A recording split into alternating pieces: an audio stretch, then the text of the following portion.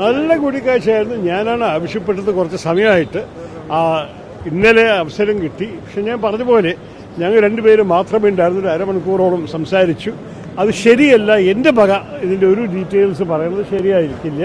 കാരണം അദ്ദേഹവും ഇതിനെക്കുറിച്ച് സംസാരിക്കുന്നു, ഞാൻ സംസാരിക്കുന്നു. പക്ഷേ ഒരു നല്ലൊരു കോൺവെർസേഷൻ ആയിരുന്നു എന്ന് മാത്രമേ എനിക്ക് പറയാൻ ആഗ്രഹമുള്ളൂ. അപ്പോൾ അത് നടന്നു, അത്രയേ ഉള്ളൂ. നിങ്ങൾ ഇത്ര വലിയൊരു കഥ ഉണ്ടാക്കാൻ എന്താണെന്ന് എനിക്ക് മനസ്സിലായിട്ടില്ല. എന്താ അതെങ്ങനെ ഞാൻ പറയാൻ പാടില്ല എന്നല്ലേ. ഞങ്ങൾ വാതിലടച്ച് സംസാരിക്കുന്ന വിഷയത്തെക്കുറിച്ച് സംസാരിക്കുന്നത് ശരിയല്ല. അല്ല, ഈ ചർച്ച നിങ്ങൾക്ക് മനസ്സിലാക്കി. എനിക്ക് ഒരു പ്രശ്നവുമില്ല, ഒരു ബുദ്ധിമുട്ടില്ല.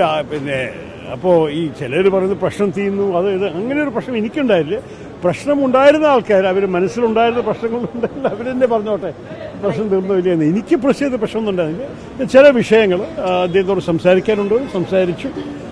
നല്ലോണം രണ്ട് ഭാഗത്തും നന്നായി സംസാരിക്കാൻ അവസരമുണ്ട്.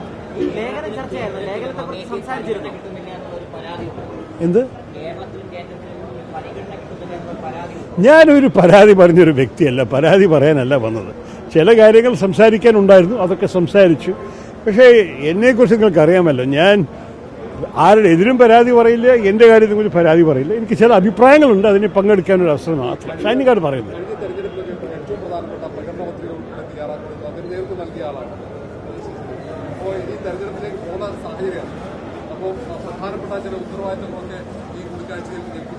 ഇല്ല. ഇതുവരെ ഈ വരുന്ന തെരഞ്ഞെടുപ്പിനെ കുറിച്ചും അതിൻ്റെ ഉത്തരവാദിത്തങ്ങളോ ചുമതലകളോ ഒന്നും അതിനെക്കുറിച്ചൊരു ചർച്ച ആവാൻ സമയമായിട്ടില്ല. എൻ്റെ അറിവിൽ എന്തായാലും അതിനെക്കുറിച്ചൊന്നും ചർച്ച ഉണ്ടായിട്ടില്ല.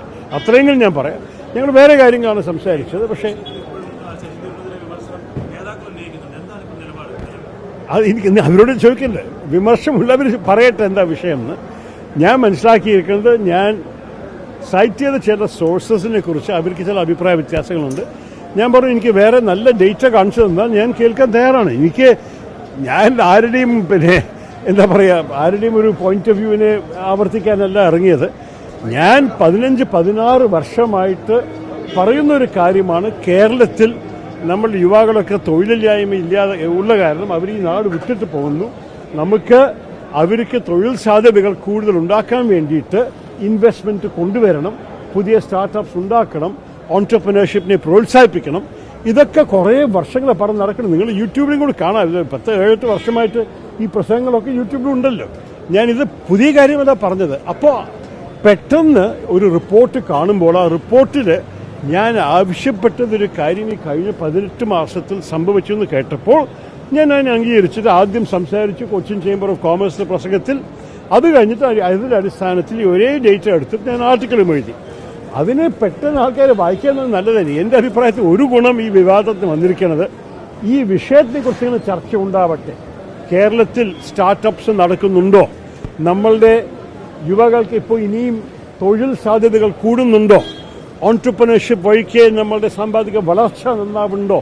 ഇതിനെക്കുറിച്ച് അത് എന്താണ് യാഥാർത്ഥ്യം എന്ന് സ്ഥാപിക്കാൻ ഓരോരു കക്ഷികൾക്ക് അതിന് അഭിപ്രായവും ഡേറ്റയും ഉണ്ടെങ്കിൽ അത് വരട്ടെ. എൻ്റെ അഭിപ്രായത്തിൽ ഇങ്ങനെയുള്ള വിഷയങ്ങളാണ് ശരിക്ക് നമ്മൾ ചർച്ച ചെയ്യേണ്ടത് രാഷ്ട്രീയത്തിൽ. നമ്മുടെ രാഷ്ട്രീയത്തിൽ വെറും പാർട്ടി പോളിറ്റിക്സ് കളിച്ചിട്ട് കാര്യമില്ല. ജനങ്ങൾക്ക് ആവശ്യമുള്ളത് അവരുടെ ഭാവിയെക്കുറിച്ച് നമ്മൾ എന്താ ചെയ്യുന്നത്, അവരെ സംരക്ഷിക്കാൻ നമുക്ക് വല്ല ചിന്തയുണ്ടോ, അവരുടെ ആവശ്യങ്ങൾക്ക് വേണ്ടി നമ്മൾ വല്ല പ്ലാൻ ഉണ്ടാക്കിയിട്ടുണ്ടോ? അപ്പോൾ അഥവാ ഇത് സത്യമല്ലെങ്കിൽ ഇതിനെ യാഥാർത്ഥ്യമാക്കാൻ എന്താ ചെയ്യേണ്ടതെന്ന് ആൾക്കാർക്ക് പറയട്ടെ. ഈ ചർച്ച വരുന്നതിൽ ഞാൻ ഒരു തെറ്റും കണ്ടിട്ടില്ല. എൻ്റെ അഭിപ്രായത്തിൽ നല്ലൊരു കാര്യമാണ് ഈ ചർച്ച വന്നത്.